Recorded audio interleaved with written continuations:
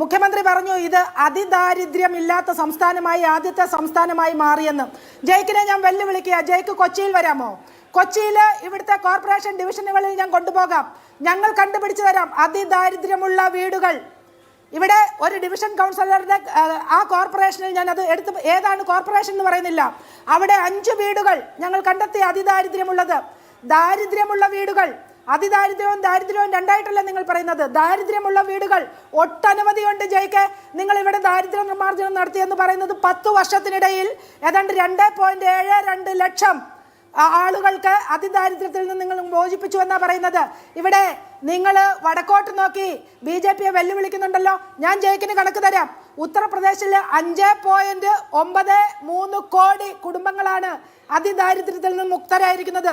ബീഹാറിൽ 3.77 കോടി, മധ്യപ്രദേശിൽ 2.30 കോടി, രാജസ്ഥാനിൽ 1.87 കോടി, മഹാരാഷ്ട്രയിൽ 1.59 കോടി.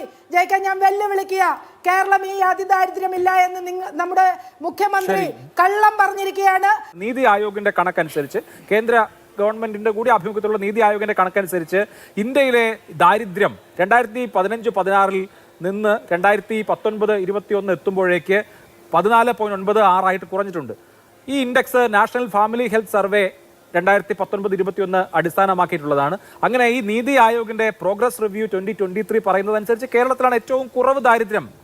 ആ റിപ്പോർട്ട് പറയുന്നത് Kerala has lowest 0.55% and Bihar has the highest 33.76% level of poverty എന്നാണ്. അതായത് ദാരിദ്ര്യം 33% ബീഹാറിലെങ്കിൽ കേരളത്തിൽ അത് 0.55% മാത്രമേ ഉള്ളൂ. കേരള ആ തരത്തിൽ നമ്മൾ പരമ്പരാഗതമായി തന്നെ കേരളത്തിലെ അതിദാരിദ്ര്യവും ദാരിദ്ര്യവും ഒക്കെ കുറഞ്ഞു വരികയാണല്ലോ. നമ്മളൊരു സോഷ്യലി ഡെവലപ്ഡ് ആയിട്ടുള്ള സ്റ്റേറ്റ് ആണെന്ന് നമുക്ക് അറിയുകയും ചെയ്യാം. അപ്പൊ അങ്ങനെ ഈ പറയുന്ന താരതമ്യം എന്ന് പറയുന്നത് നമുക്ക് ഈ നീതി ആയോഗിന്റെ ഡാറ്റയുടെ അടിസ്ഥാനത്തിലായിരിക്കും കുറച്ചുകൂടി ജനങ്ങൾക്ക് മനസ്സിലാവുന്നത് പോലെ അവതരിപ്പിക്കാൻ കഴിയാന്നാണ് എനിക്ക് തോന്നുന്നത്.